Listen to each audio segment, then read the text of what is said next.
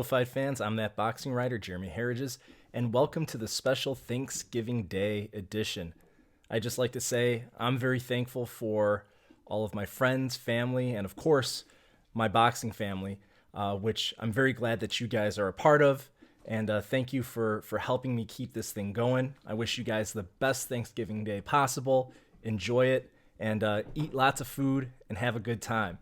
To help me keep this thing going, please click subscribe in the bottom right-hand corner and make sure to follow me on Twitter at @aboxingwriter and, of course, read my work at fansided.com/boxing. So, tomorrow, we have a super middleweight bout between Gabe Rosado and Daniel Jacobs. Very interesting matchup. I have two columns up right now on Fansided that I think you'll like. I got a chance to have an in-depth one-on-one with Gabe Rosado several weeks ago. I have that piece posted on Fansided right now.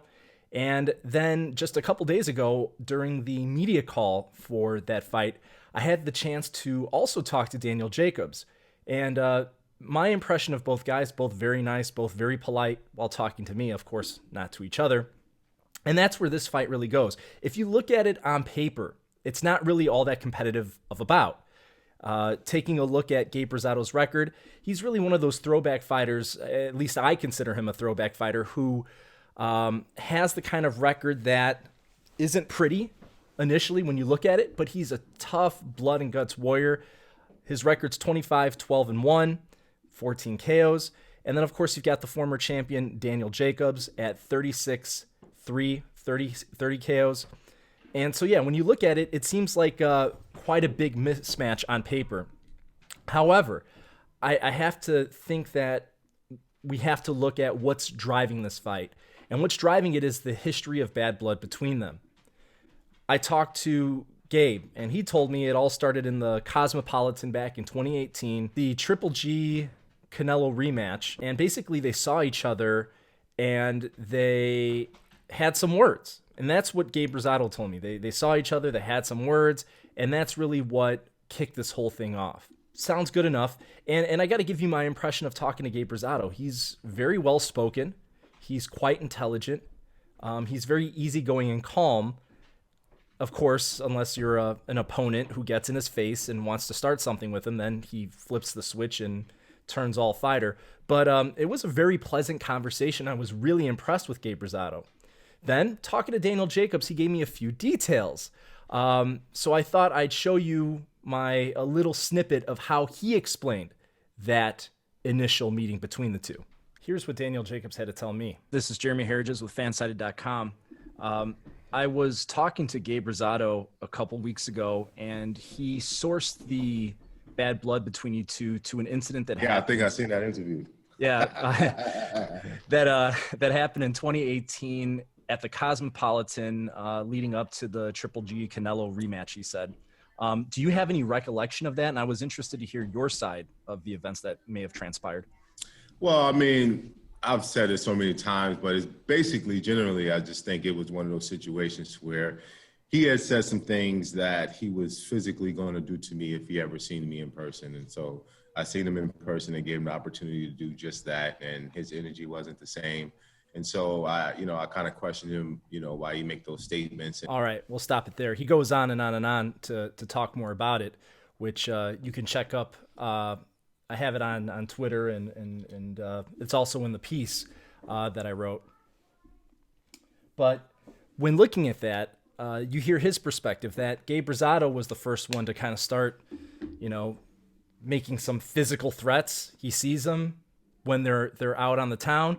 And he gets in his face and lets him have it.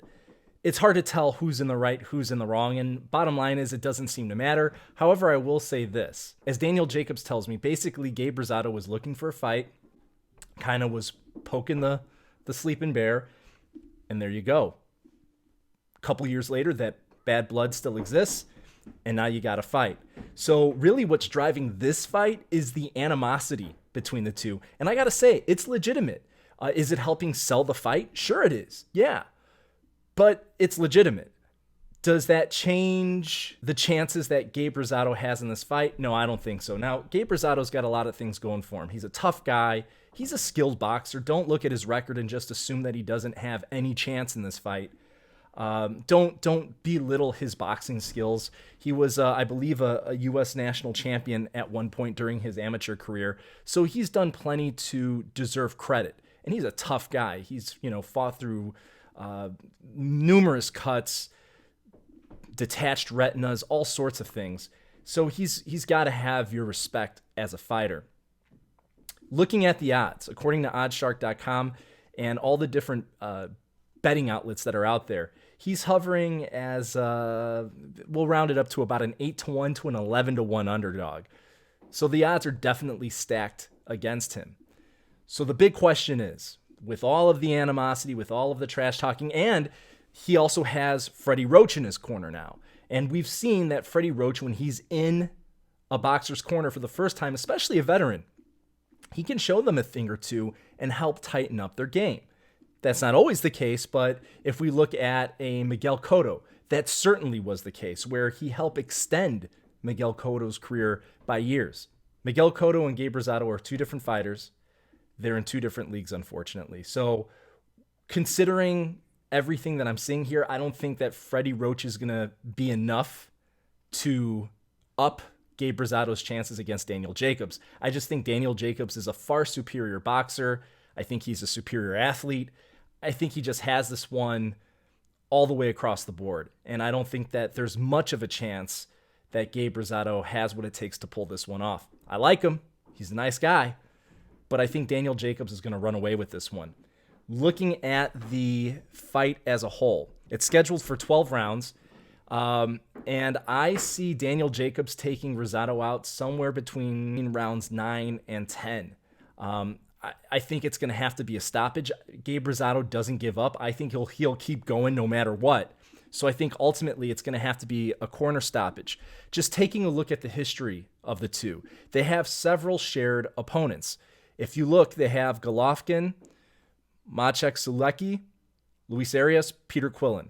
4 common fighters. Both lost to Golovkin. However, Jacobs looked pretty good against Golovkin. Not enough to win, in my opinion, but he looked good. The other ones, Jacobs ran away with them. Rosado didn't have the same fate against those fighters. As we know, he got stopped by Golovkin because of cuts. Arias, he took to a draw. Quillen knocked him out, technical knockout, and he dropped a decision to Sulecki. So out of their shared opponents, and again, that's the eye test there, right? But looking at it, every single time, Jacobs has looked better because Jacobs is the better boxer. He's got better knockout power. He's more skilled. He's more polished. And that's the reason why he's a former champion on multiple levels. So there's no doubt in my mind that Jacobs has this one wrapped up. I don't think we're going to get any surprises in this one. Yeah, tune in to DAZN on Friday, tomorrow, at what time is it? At 8 p.m. Eastern. DAZN, 8 p.m. Eastern for Daniel Jacobs versus Gabe Rosado. I think it'll be a fun match. It's always an action-packed fight when you have Gabe Rosado, and I think that's what he brings to the table, is an exciting, fan-friendly fight. I don't think it's going to be much of a boxing match. I think that Jacobs is going to break him down, and by rounds 9 or 10, Freddie Roach is probably going to have to throw in the towel. That's what I see happening, and we'll see if it comes into fruition. That's it for today. Make sure to subscribe. Help me keep this thing going on. I've got some fun stuff planned for you in the upcoming days. I will touch on Tyson versus Jones Jr. tomorrow, and just making sure that we keep the content rolling out, and I'll let you know what I've got going on as well. Before we go, have a happy Thanksgiving, but be sure, if you're going out, if you're doing anything, be safe. It's crazy out there. This pandemic time is trying for everybody, and it's exploding. Do your part. Help out. Be safe. Keep people around you safe. It's very simple. All you have to do is wear a mask. And there's lots of boxing masks out there, too. Till next time, I'm that boxing writer, Jeremy Harridges. Take care.